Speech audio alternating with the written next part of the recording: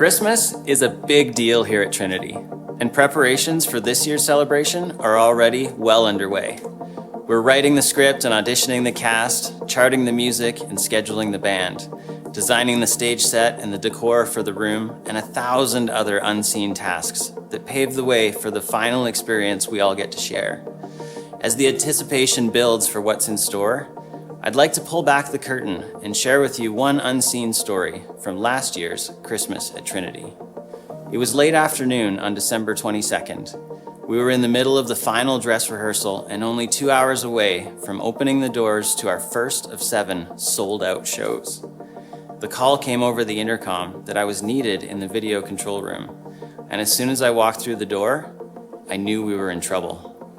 All the displays showed simply no signal, and the faint but unmistakable odor of fresh fried electronics made it clear that the stereotypical, "Have you tried turning it off and back on again?"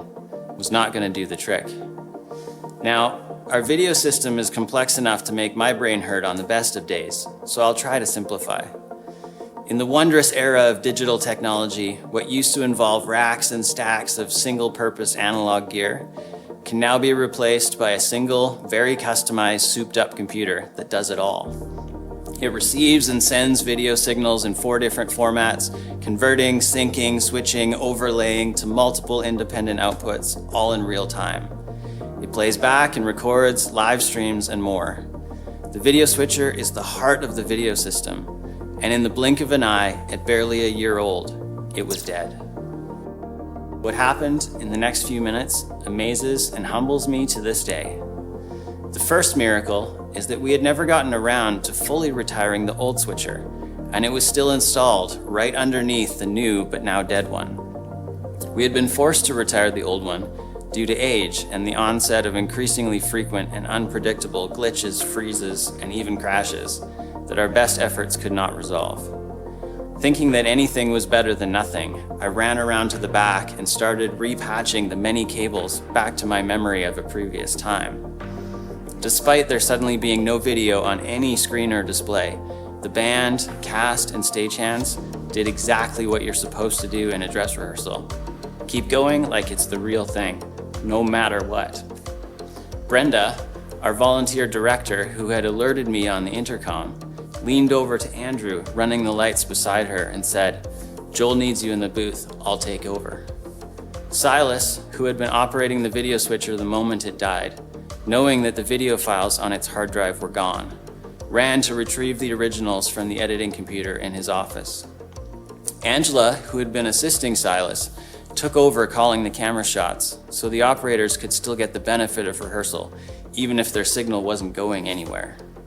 Alexia popped into the room and asked, "What do you need? I'll go get it," and ran off to grab the necessary cables and adapters from our storage room. Sean, who'd been running lyrics on a computer that now connected to nothing, simply rolled his chair back and began to pray. In short, every single member of both the platform and production teams immediately and selflessly responded in exactly the right way, by carrying on or jumping in to help in the best way they knew how. In a moment of crisis, it was perhaps the best display of the body of Christ at work that I have ever seen. Each unique individual contributing what they had in support of the whole. As I continued patching cables on the back of the equipment, my mind was processing all the implications of attempting to bring old equipment back to life. One particularly sticky problem was that the computer Sean had just pushed back from to pray was a Mac, and the old switcher I was now reconnecting had never worked with Macs. At that moment, Andrew's unseen voice filtered through the web of electronics to me. Should I install the old networking software on the lyrics computer? In my inside voice, I thought, in all the years we used the switcher, that software never once worked on a Mac. There's really no point in trying, but what do we have to lose? So in my outside voice, I said, "Sure, give it a shot." Miracle number 2. Not only did it work for the first time ever, with no reason that it should, but the old switcher then proceeded to work flawlessly for 7 shows and 13,000 attendees. The critical piece of equipment that had never worked as advertised and had been retired due to age and unreliability was suddenly perfectly functional and 100% reliable. Until the week after Christmas, when we turned it back on to prepare for the next weekend, and the old problems were suddenly back. 13,000 people got to hear the story of the birth of Jesus, told in a way that made it clear why that old story still matters to each of us today.